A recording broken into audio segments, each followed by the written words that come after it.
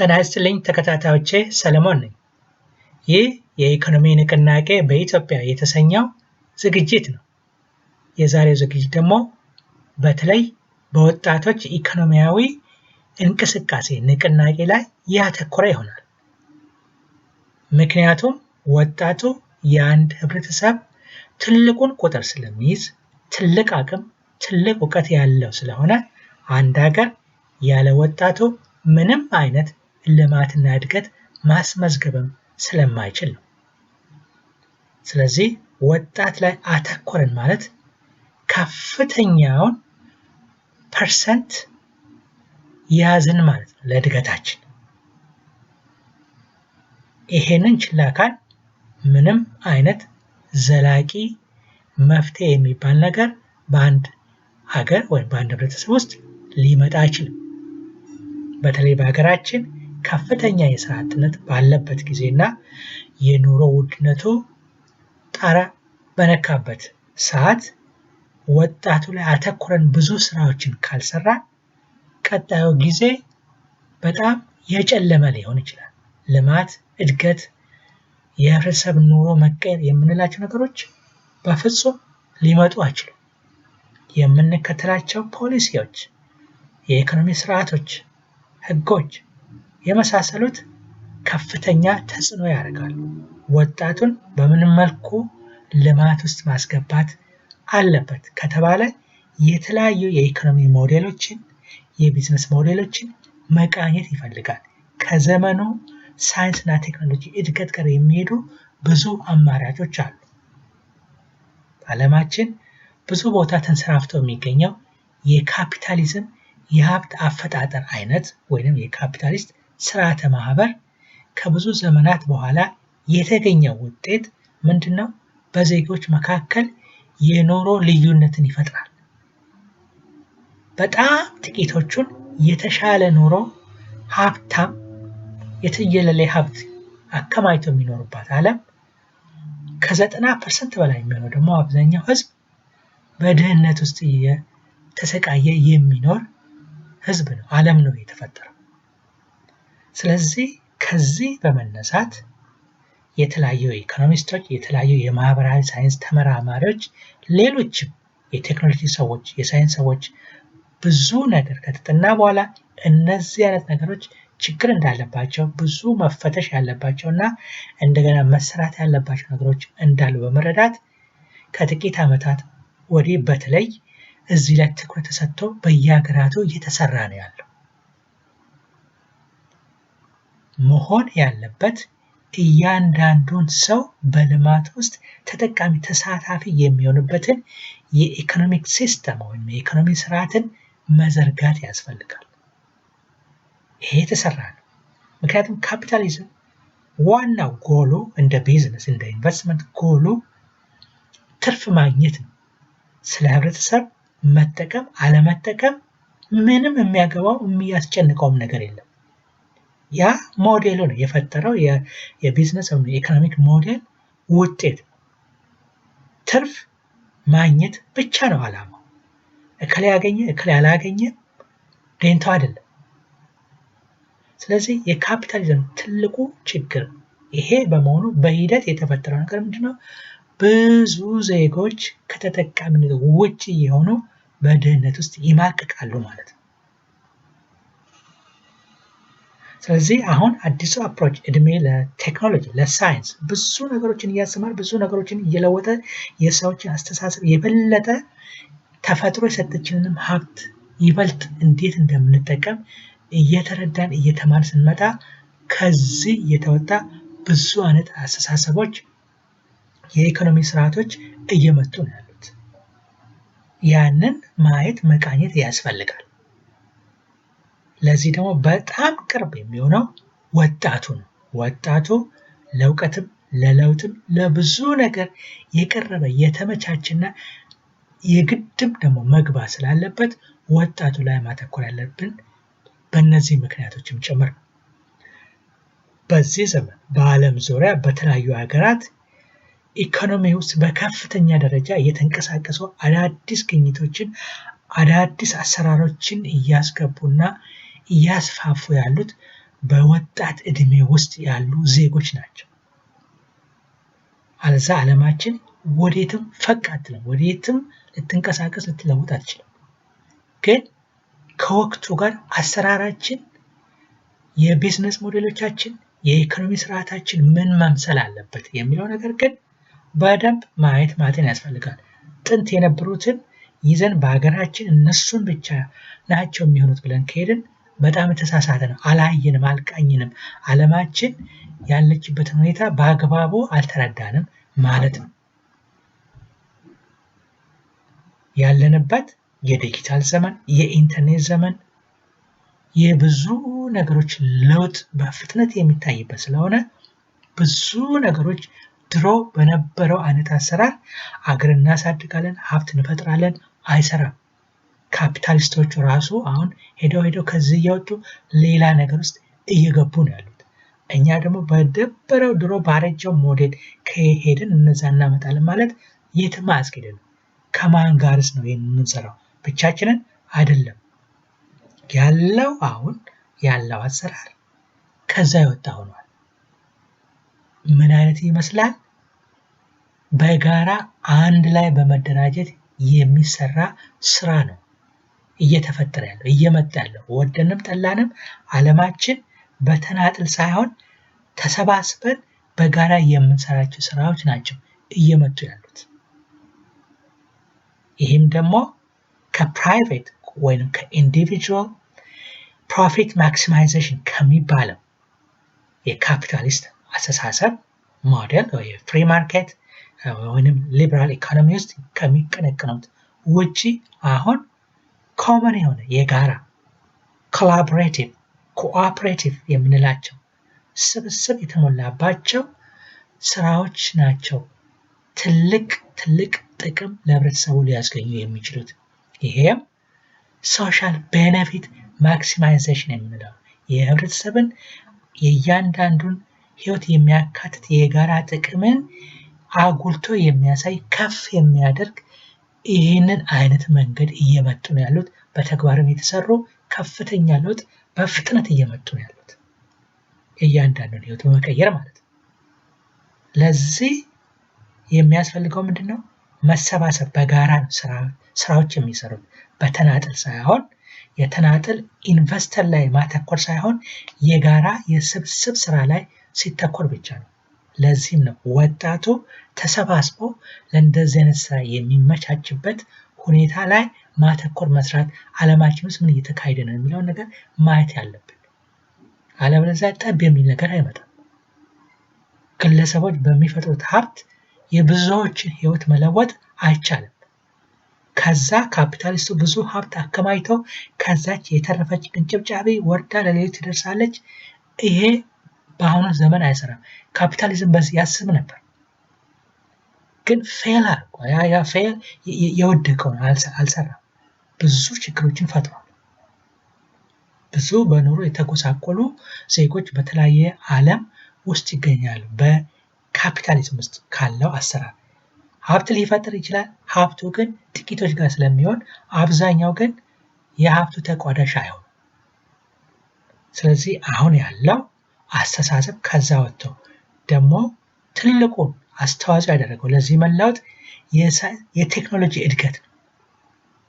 በተለይ የኢንተርኔት የአርቲፊሻል ኢንቴሊጀንስ የምንላቸው ኢንተርኔት ኦፍ ቲንግስ ብዙ ቴክኖሎጂዎች መፈጠራቸው ነገሮችን ሳናስበው በአንድ ጊዜ አዲስ ለውጥ ውስጥ ነው ያስገባል።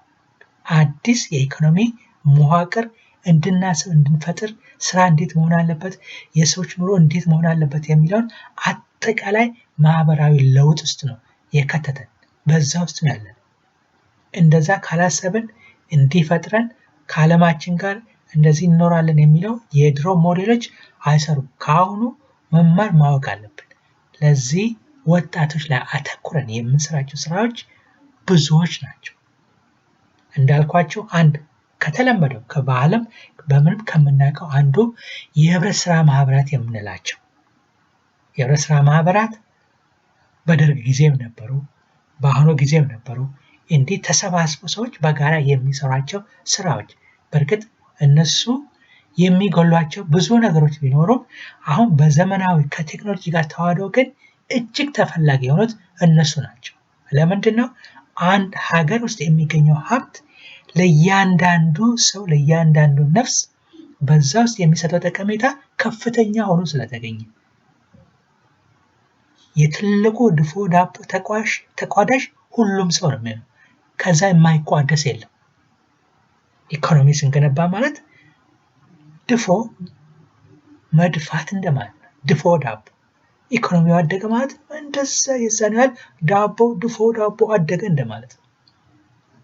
ያ የጋራ መሆን አለበት። ያ የሚደፋው ድፎ ዳቦ የሁላችንም ተቋዳሽ የምንሆንበት ካልሆነ አንዱ ሰው ወይንም ጥቂቶች ድፎ ዳቦውን እየቆረሱ የሚደሰቱበት ዓለም ከሆነ አይሆንም ማለት ነው።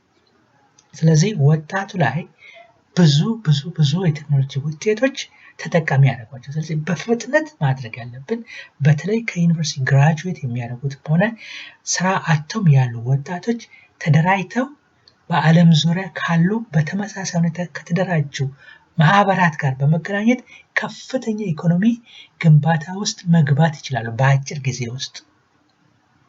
ለምሳሌ እድሜ ለኢንተርኔት ኦፕን ሶርስ የሚባሉ አሰራሮች አሉ። ኦፕን ሶርስ የኢንተርኔት ውስጥ ገብተን በተለያዩ ዌብሳይቶች ውስጥ ያሉ ነገሮችን ለማግኘት ኦፕን ሶርስ የምንላቸው ነገሮች በኢንተርኔት ቴክኖሎጂ መምጣት ምክንያት የተለያዩ ነገሮች እውቀትም ሌላም ነገሮች ተካተው ተከማይተው በነፃ የሚቀመጡበት መጋዘን በሉት የኦንላይን መጋዘን እንደማለት ነው። ነፃ ነው። ማንም ሰው እዛ ገብቶ እውቀትን ምን የፈለገውን ነገር በነፃ አግኝቶ ያንን ወደ መጠቀም የሚለውጥበት ነፃ ማለት ነው። ኦፕን ሶርስ የሚባለው አሁን በዓለም ዙሪያ በከፍተኛ ደረጃ የተስፋፋ ለምሳሌ አንዱ ምሳሌ ስታችሁ ዊኪፒዲያ ሰርች ስታደርጉ ዊኪፒዲያ የጉግል ሰርች አድርጋችሁ ዊኪፒዲያን ታገኙ። ዊኪፒዲያ ማንን ነው የተካው? ድሮ ኢንሳይክሎፒዲያ ብሪታኒካ ብለን ምናልባት ተማሪዎች በላይብረሪ ታገኙና በግል ደግሞ ውድ ነው ተገዝቶ እሱ ውስጥ ያሉ የተለያየ በዓለማችን ላይ ያሉ ወቅታዊ ቁጥሮች የቆዩ ተከማይተው የሚጻፉበት ሁሉ ነገር ያለበት ትልቅ መጽሐፍ ማለት ነው። ስለዚህ ያ ኢንሳይክሎፒዲያ ብሪታኒካ እንደምንለው አይነት እሱ ያኔ ተገዝቶ ምን ብሎ ነው የሚገኝ እንደዚሁ በነፃ ያገኘው ውድ ነው ማለት ነው በዛን ጊዜ። በአሁኑ ጊዜ እሱን የሚተካ ግን ነፃ የሆነ ማንኛውም ሰው ኤኒዌር ኤኒታይም የሚያገኘው ማነው? ዊኪፒዲያ ነው። ሁሉም ሰው አስተዋጽኦ ያደርግበታል። እዛ ላይ መክተት ትችላላችሁ። ከዛ መረጃ ማግኘት ትችላላችሁ። ፍሪ ነው። ይሄን ሲምፕል ምሳሌ ነው በጣም ትንሿን ምሳሌ ነው የምሰጣችሁ።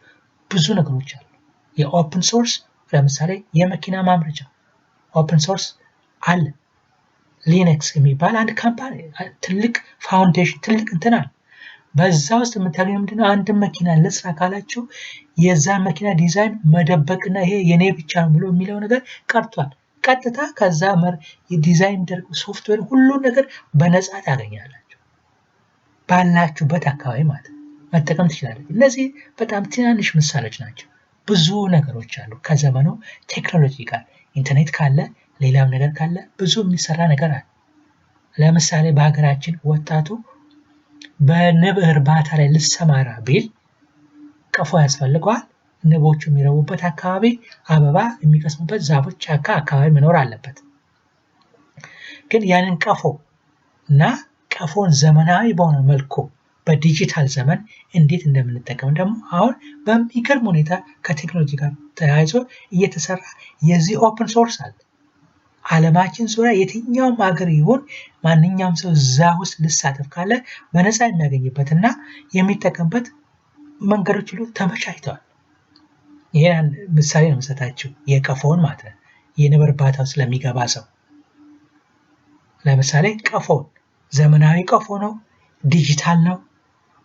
ያንን ለማግኘት ራሱ ቢፈልግ አንድ ሰው ከየትም ሀገር መግዛት ምን ማድረግም አያስፈልግም። ያን ነገር አሁን እየተደረገ ያለው ምንድነው? ሶፍትዌሩ ምኑ አለ።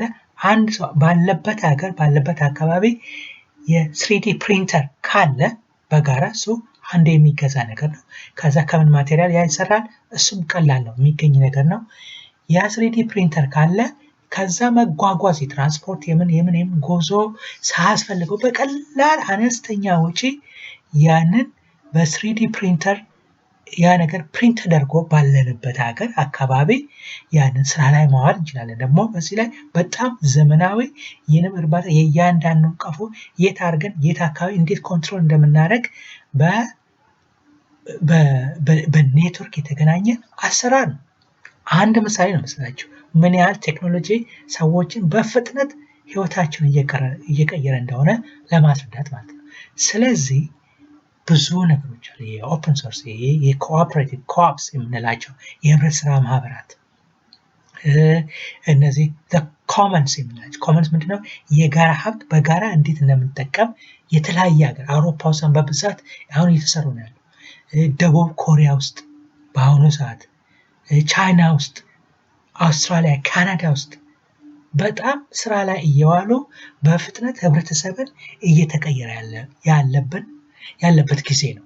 ያ የነበረው የነፃ ገበያ ሞዴሎች ብዙ ህይወትን ለመቀየር አልቻሉም። ለጥቂቶች ህይወት ብቻ ነው። ስለዚህ አሁን ያሉት ሞዴል ከዛ ይወጣል። ከዛም ደግሞ ሰፋ እያለ ብዙ ነገሮችን ደግሞ የሚያስተምሩ ኤክስፐርቶች አሉ። ከዚህም የረቀቀ ስራ የሚሰራበት ለምሳሌ አንድ ጀርሚ ሪፍኪን የሚባል የዚህ ኤክስፐርት አለ። ይህንን በማስተማር በአውሮፓ በቻይና በተለያየ መልኩ እየሄደ ይህን ሲያደራጅ ምን ሲል ከፍተኛ ስራ እየሰራ ነው። ይሄ አሁን ዜሮ ማርጂናል ኮስት ሶሳይቲ አሁን ይሄንን ውስጡን ብናይ ዝርዝሩን ብናይ በቀላል ወጪ ህብረተሰብ በአጠቃላይ አንድ ላይ እንዴት መኖር እንደሚችል በነፃነት ትራንስፖርትን፣ ኤነርጂን ሁሉን ነገር አካቶ የያዘ እንዴት እንደሚያሳይ ከዛ ውጭም ደግሞ ሌሎችም አሉ ይህን የሚያደርጉ። አሁን የሚያስፈልገው ነገር በህብረት መሰባሰብ፣ በተለይ ወጣቶች በአሁኑ ሰዓት በተለይ ከዩኒቨርሲቲ ግራጁዌት ያደረጋችሁ አንድ ላይ ሰብሰብ ብላችሁ ስትገኙ ኢኮኖሚ ውስጥ ከፍተኛ ዘመቻ ለማድረግ ስትደራጁ የሚሰሩ ስራዎች አሉ። ከዓለም እንዴት እንደምትገናኙ ብዙ መንገዶች አሉ። ያንን መስራት ይቻላል። መንግስት ለዚህ ማመቻቸት ነው ሊያደርግ የሚችል ሁኔታዎችን ኢንተርኔት እንደ ልብ እንዲኖር፣ ሌሎች ነገሮችን የፖሊሲ የህግ የምንም ውስጥ መሻሻል ያለባቸው ነገሮች ደግሞ አንድ መንግስት ለህዝብ እስከቆመ ድረስ እነዚህ ነገሮችን ማመቻቸት አለበት። ይሄ ከተሰራ ለውጥ በአጭር ጊዜ ውስጥ ሊመጣ ይችላል። ብዙ አማራጭ ስራዎች አሉ። ይሄ እንደ መግቢያ ወጣቱ ላይ ያተኮረ አነስተኛ መግቢያ ነው የዚህ ዝግጅት ዓላማ። ግን በቀጣይ ብዙ የሚሰሩ ነገሮች አሉና ወጣቱ በዚህ ላይ ትኩረት ተሰጥቶት መሰራት ያለበት ስራ ነው። ስለዚህ በዚህ ዝግጅት ወጣት ላይ ያተኮርኩት ምክንያት ወጣቱ ለለውጥ ከፍተኛውን ሚና ስለሚጫወት ብቻ ነው። አለበለዚያ ሌላውም የህብረተሰብ እንደዚሁ ተጠቃሚ መሆን አለበት። ወጣቱ ግን የበለጠ ጉልበት፣ እውቀት እና ብዙ አቅም ስላለው ለአንድ ህብረተሰብ መቀየር ትልቅ አስተዋጽኦ ስላለው ቅድሚያ እንሰጠዋለን። በዚህ ላይ ደግሞ በተለያየ ዓለም ዙሪያ ያሉ የተለያዩ ግብዓቶችን በቀላሉ ለማግኘት ከቴክኖሎጂ ጋር ቅርብ ስለሆነ ወጣቱ በፍጥነት ሀገርን ለመለወጥ ትልቅ ቦታ ስላለው ትኩረት መሰጠት ስላለበት ለወጣቱ አሉ ደግሞ አዳዲስ ነገሮች በቆዩ ባረጁ ባፈጁ አስተሳሰቦች ውስጥ ተይዘን መቀመጥ የለብንም። አዳዲስ ነገሮችን ማየት አለብን። ሌላው ዓለም እየተጠቀመ እየተለወጠ ነው ያለው። ያ መታየት እንችል ነው። ለዚህ ነው ወጣት ላይ ማተኮር ያለብን። ብዙ ነገሮች አሉ። በተከታታይ ይህን በተመለከተ በአጫጭር ትሬኒንግ በመሳሰሉ ኮርሶች ይህንን ወጣቱን ሌላውን ህብረተሰብ ማስተማር፣ እውቀት ማስተላለፍ፣ ማንቃትም እፈልጋለሁ። ስራዬም ዓላማዬም ይሄ ነው። ይህን ማድረግ አለብኝ ብዬ እያደረኩም ነው ያለሁት። ይሄንን ባገኘነው አጋጣሚ ባለንበት ሁሉ ማድረግ አለብን። ለውጥ እንዴት ሊመጣ እንደሚችል ምን ማድረግ እንዳለብን ለሁሉም ነገር መፍትሄ ያለው ያንን መስራት ነው እና ወጣቱ ከፍተኛውን ትኩረት ካገኘ ከፍተኛ ለውጥ የሚያመጣ አቅም ያለው የቤተሰቡ አካል ስለሆነ በዚህ ላይ እንድንሰራ ነው። ይህ መግቢያዬ ነው። በተከታታይ ግን በእያንዳንዱ ፕሮጀክት ውስጥ ምን መነሳት እንዳለበት ምን መደረግ እንዳለበት እያየን እንሰራቸዋለን። ከዛ ውጪ ብዙ አዳዲስ ነገሮችንም ለማየት ክፍት መሆን መቻል አለብን በአሁኑ ሰዓት ማለት ነው። ብዙ የሚሰሩ ነገሮች አሉ። ዋናው ጎል ግን መደራጀት፣ መሰባሰብ የከተማ ውስጥ ነዋሪም ይሁን ወጣትም ይሁን እናቶችን በዚህ መልኩ ከዛ ግብርና ውስጥ በዛ መልኩ ነው ተሰባስበን በጋራ በምንሰራበት ጊዜ በኢኮኖሚክስ በሳይንሱ ውስጥ በኢኮኖሚክስ ሳይንስ ውስጥ በጋራ የሚሰራ ነገር ወጪን ይቀንሳል። በጣም ከፍተኛ ወጪን ይቀንሳል። ለአንድ ምርት ወጪ ቀነሰ ማለት የዛ ምርት ዋጋ ቀነሰ ማለት ነው፣ ረከሰ ማለት ነው። ሲረክስ ደግሞ በቀላሉ ማንም ሰው ያገኘዋል ማለት ነው፣ አቅሙ ይኖረዋል። ኑሮ ውድነት ምን የሚለው ነገር አስቡ። የአንድን እቃ ዋጋ የሚያንራው አመራረቱም ጭምር ነው። ምርቱ ላይ የምናወጣቸው ወጪዎች ዋጋውን ይወስናሉ። ስለዚህ ከገጠር እስከ ከተማ አንድን ምርት አምርተን እዛ እስከምናደርስ ድረስ ብዙ ወጪዎች ይደረጋሉ። ሲታረስ የሚወጣ ወጪ፣ ሲጓጓዝ ወደ ከተማ የሚወጣ ወጪ፣ ብዙ ተያያዥ ወጪዎች ይኖራሉ። እነዚህ ወጪዎች አንድ ላይ ተደምረው የምርቱን ዋጋ ስለሚወስኑ ዋጋውን ያንሩታል። ከወጪ ያነሰ ዋጋ አይሰጥም። እንጊዜም ዋጋ የአንድ ምርት ዋጋ ከወጪው በላይ ትርፍም ታስቦበት ነው የሚሰራው እና በዚህ መልኩ ነው የዋጋ አተማመን። ስለዚህ ዋጋ አመራረታችን ውድ ከሆነ ዋጋ ከፍ ያደርጋል። ዋጋ ከፍ ካለ ኑሯችን ውስጥ ውድነት ይመጣል፣ ብዙ እጥረት ይመጣል፣ ብዙ ችግር ይመጣል። የተያያዙ ናቸው እና ይሄን በምንሰራበት ጊዜ እነዚህ ሁሉ ግምት ውስጥ ማስገባት አለ። ስለዚህ በጋራ ተሰብስበን በብዙ ተሰብስበን ስንሰራ ግን ወጪ የጋራ ወጪን ብዙ ነገሮችን ይቀንሳል። ያ አድቫንቴጅ ስላለ ነው። ብዙ ሳይንሱ ላይ የተመሰረተው የሚተነተኑ ነገሮች አሉ። ቴክኖሎጂ አሁን ያመጣ ነው። ቴክኖሎጂ ደግሞ ብዙ ነገሮችን እየቀየረ ያለ ስለሆነ ያም ነገር የበለጠ ተጠቃሚነትን እያመጣ ነው። ስለዚህ እይታችን መስፋት አለበት፣ በተለያየ አቅጣጫ መታየት አለበት። ወጣቱ ላይ ብቻ አተኩረን አንቀርም። በእርግጥ ሌሎችም እናቶች ብዙ ነገር በቤታቸው ውስጥ ጫና የሚደርስባቸው ስለሆነ ትኩረት ሊያገኙ ይገባል። ብዙ የሚሰሩ ይደርሳል እና በአጠቃላይ ቤተሰብ ተኮር የልማት ስራዎችን ሃውስሆልድ ሴንተርድ አፕሮች የቤተሰብ ተኮር የሆነ የልማት ስራዎችን መስራትን ይፈልጋል። ለዚህ ደግሞ እውቀታችንን፣ ጉልበታችንን፣ ጊዜያችንን አስተባብረን መለወጥ መቻል አለብን። እንችላለንም እያደረግን ነው። ስለዚህ ይሄ ነው የሚያስፈልገው እና በቀጣዩ እያንዳንዱን ክፍል በክፍል እያየን እስከምንመለስበት ድረስ ለአሁኑ አሁን ባለው ሁኔታ እንደ መግቢያ ይቆጠርልኝና ቀጣይ ስራቸውን እንሰራለን። ስለዚህ ሀሳባቸው፣ ትኩረታቸው ወደዚሁ ድጋፍ ያስፈልጋል። የጋራ ስራ ነው የምንሰራው እና በጋራ እንድንሰራ መሰባሰብ ይኖርብናል። መሰባሰብ አለባቸው። ስለዚህ በዚህ በዩቲዩብ ቻናል ላይ ኮሜንት የሚለው ነገር ላይ አንዳንድ ነገሮችን መጻፍ፣ መጠቆም፣ ኢንፎርሜሽንም ልሰጡኝ ትችላላችሁ። ያ ለሁላችንም የጋራ መጠቀሚያ ስለሚሆን ማለት ነው። ስለዚህ የሚቀጥለው ስራ በተከታታይ ምን እንደምንሰራ እስከምንመጣበት ድረስ አሁን ያለውን መረጃ ይዛችሁ ሀሳባችሁን አሰባስባችሁ ለስራ ተነሳችሁ ራሳችንን በራሳችን የምንለውጥባቸው ብዙ መንገዶች፣ ብዙ አይነት ስራዎች ስላሉ ለዛ ዝግጁ መሆን ያስፈልጋል። ለዚህ ደግሞ መሰባሰብ፣ መደራጀት የግድ ይላል። ከዛም በኋላ ቀጣዩን ስራ እናስከትላለን። ለዛሬ አብራችሁ ስለቆያችሁ እጅግ በጣም አመሰግናለሁ። በጣም ወሳኝ ነገሮችንም በየጊዜው እንዲመጣላችሁ ከፈለጋችሁ ሰብስክራይብ አድርጉ፣ ሼር አድርጉ፣ ኢንፎርሜሽን እንዲሰራጭ። ላይክ ስታደርጉም ነገሩ ኢንትረስቲንግ ነው ተብሎ ሰው ሊያየውም ይችላል። ይህንን አካቱ። በሚቀጥለው ደግሞ በተግባር የሚታዩ ብዙ ነገሮችንም አካተን በተጨማሪ ለየት ባለ ዝግጅት እንመጣበታለን። እስከዛ ድረስ መልካም ጊዜ። እጅግ በጣም አመሰግናለሁ።